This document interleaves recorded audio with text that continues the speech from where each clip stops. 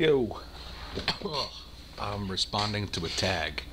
I just woke up. Kevy's pretty tired. The tag was from Salty Shellback. What is my shit hits the fan skill set? I don't know.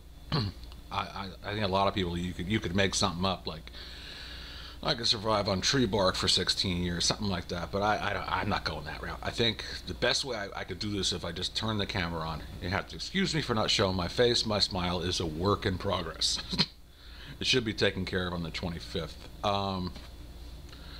I think my most valuable asset would be a level head. I have a level head, and I don't rattle very easy. In extremely stressful situations, that's where I excel. I spend a lot of time fishing, not as much time hunting anymore. I haven't hunted in years, but basic butchery, cooking, basic bushcraft, stuff like that. I kind of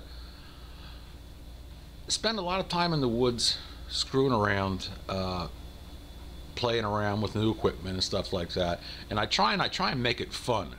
So if I ever had to use these tools, I would know how to use them correctly, and it wouldn't be such a stressful transition.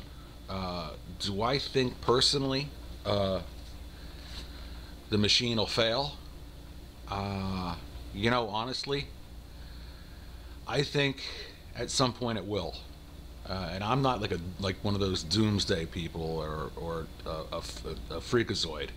A freakazoid? Would that be a good word for it? Yeah, I think that's a freakazoid. I think eventually there will be a large hiccup in the system where we talk about without rule of law. I've seen that in my lifetime, and I've seen how horrible people behave during those situations. So you know what? I put a little bit of food away every week.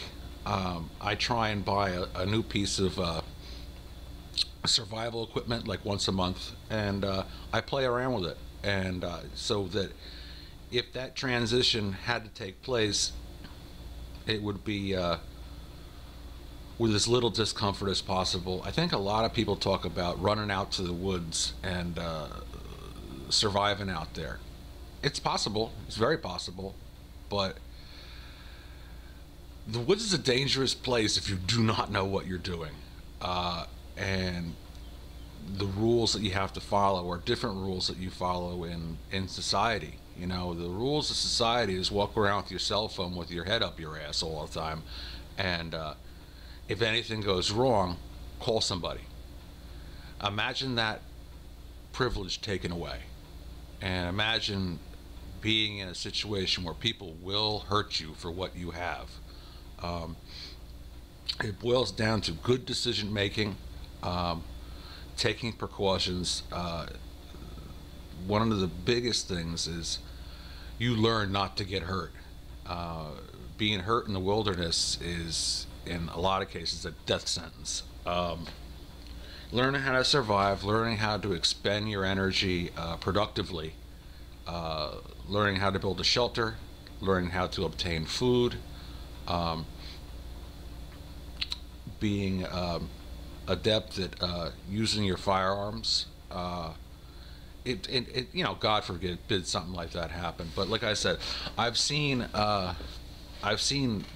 without rule of law, I've seen society break down a few times in my life, and how people behave is just astonishing. There's bad people out there, and I think another really good skill set is the ability to read people. You heard that expression when you were younger, don't judge a book by its cover. That is 100% true, man. I mean, I've seen some of the nicest looking people who look like, you know, mom and pop or grandma or grandpa, that are just evil people. I think that's another good skill. The ability, I touched on the ability to survive on nothing. basic butchering, hunting, fishing.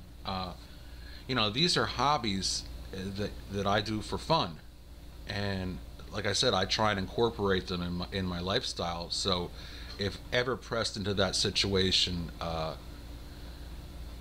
it wouldn't be unnerving or or break your spirit mentally, because a lot of times in these horrible situations, you hear, you'll hear sayings like, "You can tell who's a hero by which way he's running," and that my entire life that has been something that you don't know until you're put to the test. But I think with my character, I have found I'm usually running toward the danger, and not saying not scared. Fear is a very, very important safety factor in your survival.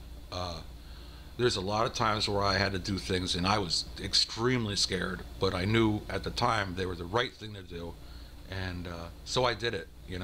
And I think I've proved myself to myself, if that makes any sense. I've proved my character to myself, and I don't have so many questions that I did earlier in life. I mean, I always had questions: would I do the right thing? When this moment came, could I do this? And I've always answered the question to myself: yes, I can. And I try and keep a positive mental attitude, and don't let things get you down. I think that's half the battle, is keeping your morale up, and in a lot of cases making light of really bad situations. So I think that's where I would excel. But like I said, it's hard to say, and I could have put a video up with a whole bunch of phony stuff and flashing guns and stuff like that, but I didn't want to do that. I wanted to talk about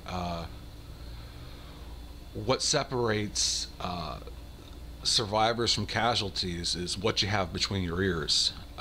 It's your wits, man.